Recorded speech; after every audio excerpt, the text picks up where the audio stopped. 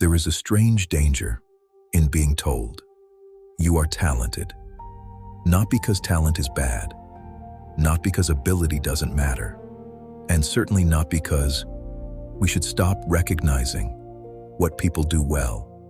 The danger begins when talent stops being something you have and becomes something you must prove. Imagine a 12-year-old boy who plays tennis. From the beginning, something seems different. His timing is natural, his coordination better than the other children. He learns quickly, wins early. Coaches notice, parents notice, other children notice, and everywhere he goes, he hears, "You are gifted. You're a natural. You could be a champion."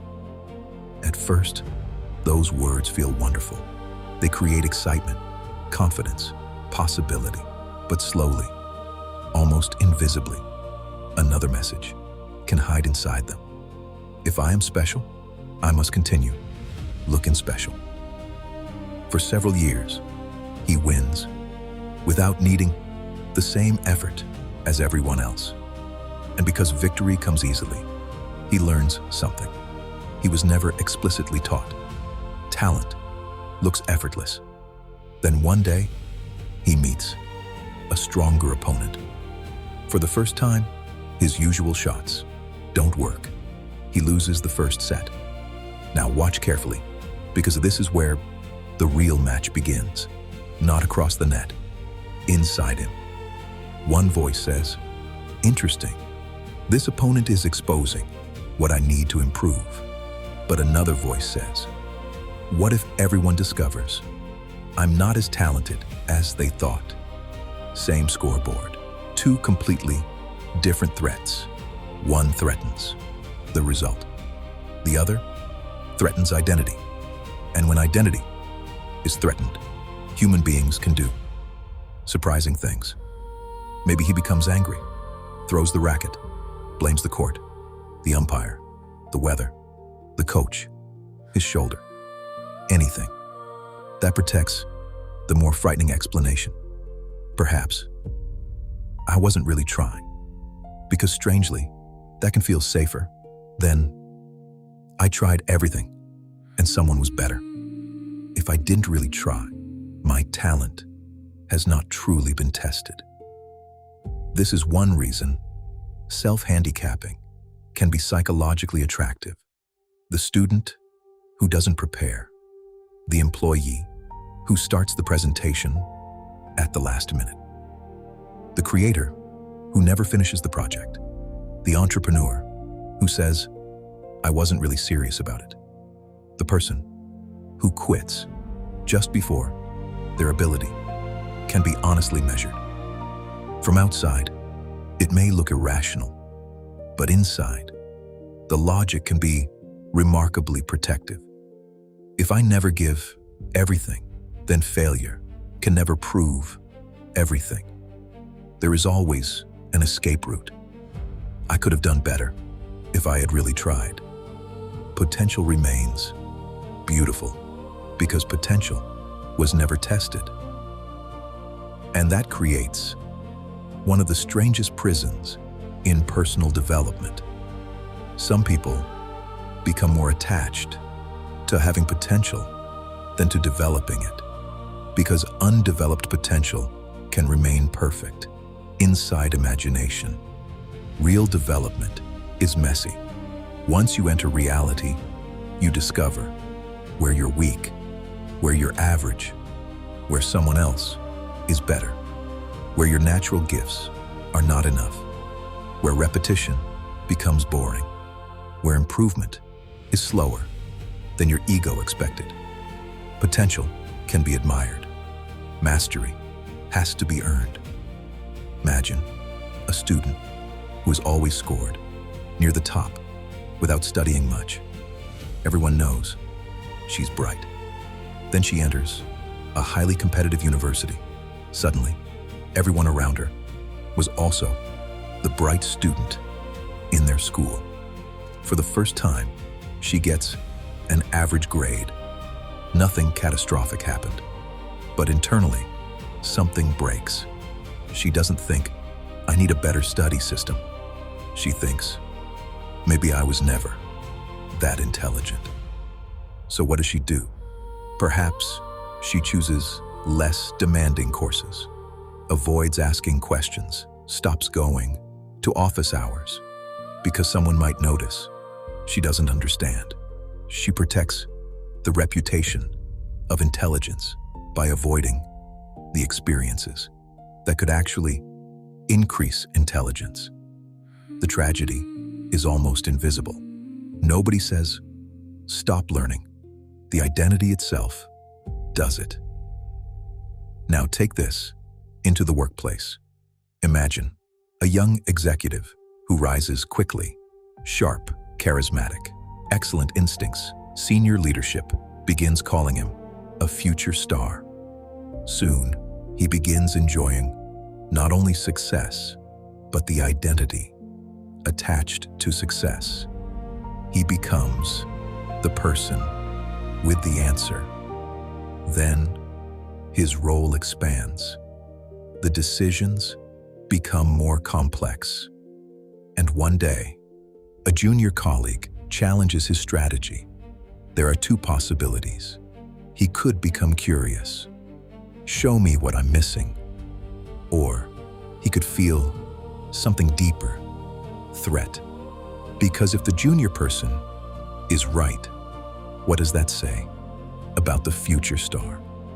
So instead of examining the idea, he begins examining the person. Does she have enough experience?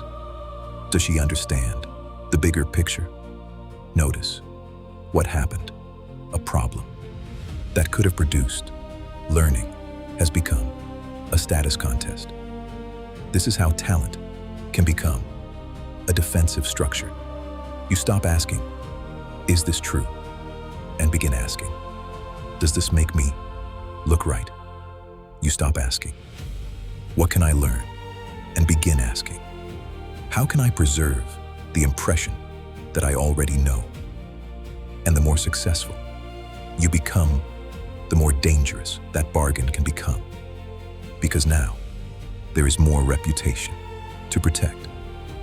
This explains a paradox we sometimes see in leadership. The person with the greatest authority may become the least exposed to honest feedback. People begin agreeing, softening bad news, avoiding difficult conversations. The leader already has an identity built around competence. The organization begins protecting it too. And gradually, the person who most needs accurate information receives the least. Talent can also create an addiction to validation. You perform well. People praise you. It feels good. Of course it does. But if praise becomes the primary evidence that you are valuable, then the absence of praise starts feeling like the absence of value. Now, you are no longer only doing the work. Part of you is constantly checking the room. Did they notice? Was that impressive? Why didn't they react? Why did she get more recognition? And the task quietly becomes secondary. The audience moves into your head. Remember the theater we explored in psycho-cybernetics. Imagine performing while simultaneously sitting in the audience, judging your own performance. How natural can you really be? How creative? How curious? How willing to experiment?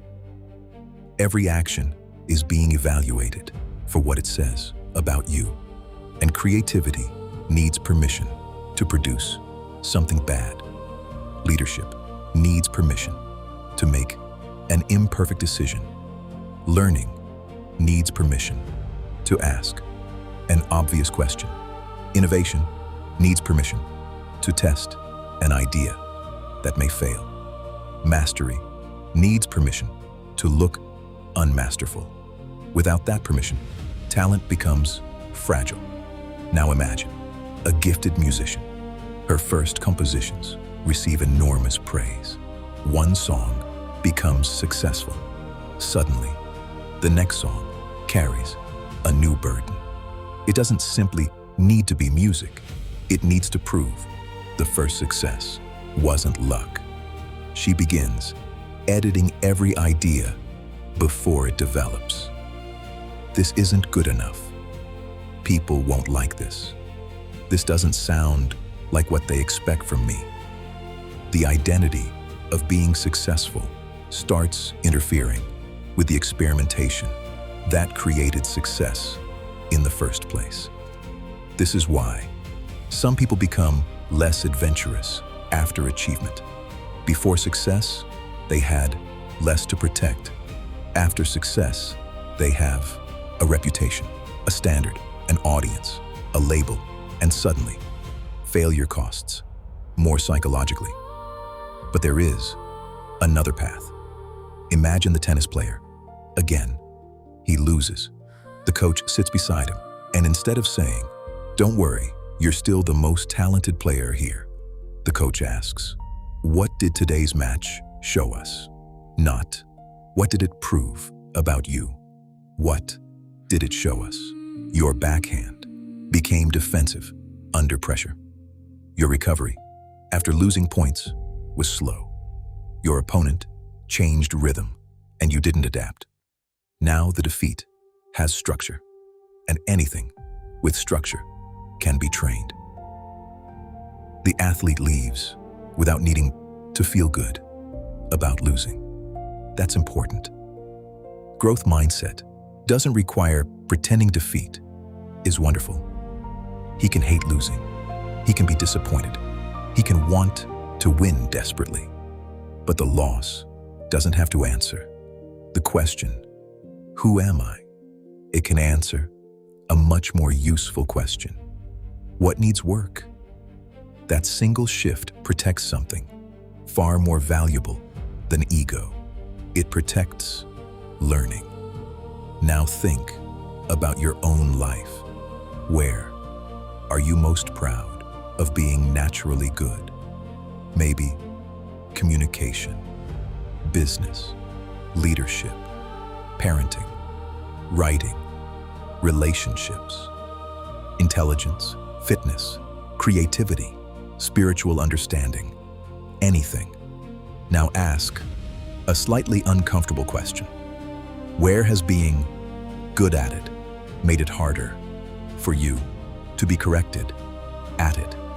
Where do you secretly prefer admiration to instruction? Where do you avoid people who might reveal the next level you haven't reached? Where do you choose the arena in which you already shine, instead of the arena in which you would need to become a beginner? Because talent is not the trap. The trap is needing talent to remain visible.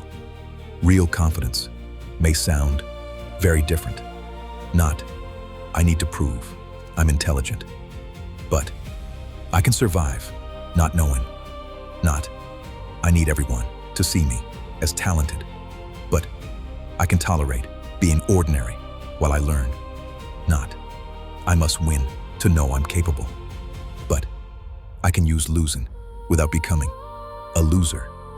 Not, "I should already be good at this," but "I'm willing to become good at this." And perhaps that is where potential finally becomes something more than potential. When you stop protecting the gift and begin training it. When effort stops insulting your talent and starts developing it. When correction stops threatening your identity and starts expanding your ability.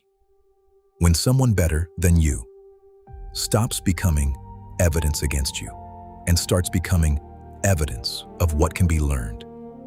There is freedom in becoming teachable again. The CEO who can ask the beginner's question. The expert who can say, "I was wrong." The talented athlete who can rebuild their technique, the successful creator who can make something experimental and risk public failure, the intelligent student who can raise a hand and say, "I don't understand." These moments may look like small acts of humility. Psychologically, they are acts of expansion. But now, we need to ask where this obsession with looking talented begins. Because children don't enter the world with a vocabulary of gifted, brilliant, average, slow, natural, or disappointing. They learn what success means, partly through the reactions of the people around them, and sometimes the words we use with the best intentions can quietly teach the wrong lesson. A child succeeds, and we say, "You're so smart." A player wins, and we say, "You're a natural." An employee delivers, and we say, "You're brilliant." What exactly does the mind learn from that praise? And what happens the first time the person cannot earn it? Because praise can build confidence. But certain kinds of praise can also create something surprisingly fragile.